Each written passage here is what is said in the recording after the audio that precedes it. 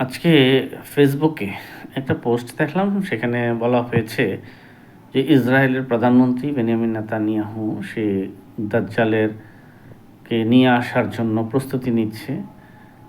তখনই আমি পোস্টটা পুরোটা পড়ি এবং পড়ার পর মনে হয়েছে যে যে লেখক তিনি আসলে কি বোঝাতে চেয়েছেন যে দাজ্জালের অপেক্ষায় দাজ্জালকে যারা ইহুদিরা মাসিহ বলে থাকেন, যে শেষ জামানায় একজন মাসিহ আসবে এবং সেটা হবে ইহুদিদের ত্রাণকর্তা, অর্থাৎ এই দাজ্জালের সঙ্গী হবে ইহুদি গোষ্ঠীটি। তো আমি সেই বিষয়টা পুরোটা পড়ি, পড়ার পরে আমি চ্যাটজিপিটি অর্থাৎ এআইকে প্রশ্ন করি যে বেঞ্জামিন নেতানিয়াহু যে অফিসিয়ালি এই ধরনের কোনো ডিক্লারেশন বা ঘোষণা দিয়েছেন কিনা যে সে দাজ্জালের অপেক্ষা আছেন বা দাজ্জালকে আনার জন্য প্রস্তুতি নিচ্ছেন, এটার সত্যতা কতটুকু জানার জন্য আমি চ্যাটজিপিটিকে প্রশ্ন করি। তো চ্যাটজিপিটি আমাকে যে উত্তরটা দিয়েছে সেটা হচ্ছে যে না, এই ধরনের কোনো ঘোষণা অফিসিয়ালি ইসরায়েলের প্রধানমন্ত্রী বেনিয়ামিন নেতানিয়াহু দেননি। এটা শুধুই মাত্র সামাজিক যোগাযোগ মাধ্যমের একটা প্রোপাগান্ডা বা গুজব। তো মানুষকে বিভ্রান্ত করার জন্য এগুলো করা হচ্ছে। আসলে একটা ধর্মীয় পার্সপেক্টিভ থেকে এটা আসলে করা হয়। আমাদের ইসলাম ধর্মে দাজ্জাল সম্পর্কে রাসূল সাল্লাল্লাহু আলাইহি সাল্লাম ভবিষ্যদ্বাণী করে গেছেন।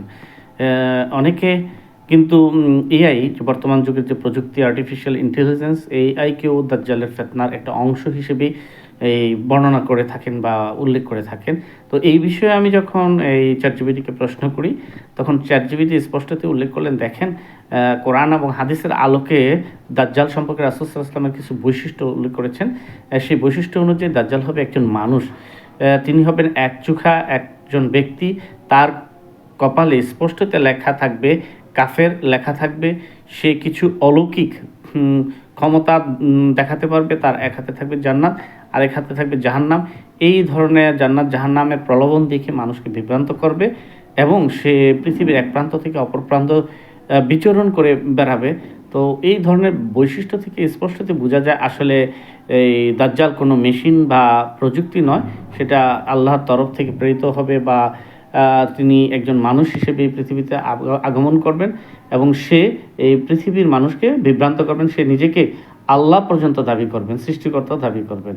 তো আল্লাহ সুবহানাহু ওয়া তাআলা আমাদেরকে দাজ্জালের ফিতনা সহ সকল ধরনের ফিতনা থেকে বেঁচে থাকার তৌফিক দান করুন, আমিন। আর আচ্ছা, আমরা যারা ফেসবুক বা আমরা সামাজিক যোগাযোগ মাধ্যম ব্যবহার করি, অবশ্যই কিছু ভিউ বা লাইক কমেন্টসের জন্য তাই মিথ্যা বা গুজব ছড়ানো থেকে বিরত থাকবো, কারণ এইসব বিষয়গুলোটা হচ্ছে খুবই সেন্সিটিভ। ধর্মীয় এই বিষয়গুলো নিয়ে কোনো ধরনের প্রপাগান্ডা বা গুজব ছড়ানো থেকে আমরা বিরত থাকবো, এই প্রত্যাশা ব্যক্ত করি এবং সবাইকে সবিনয় অনুরোধ করি। আজকের মতো ভিডিও থেকে বিদায় নিচ্ছি। আল্লাহ হাফেজ, ভালো থাকবেন, সুস্থ থাকবেন।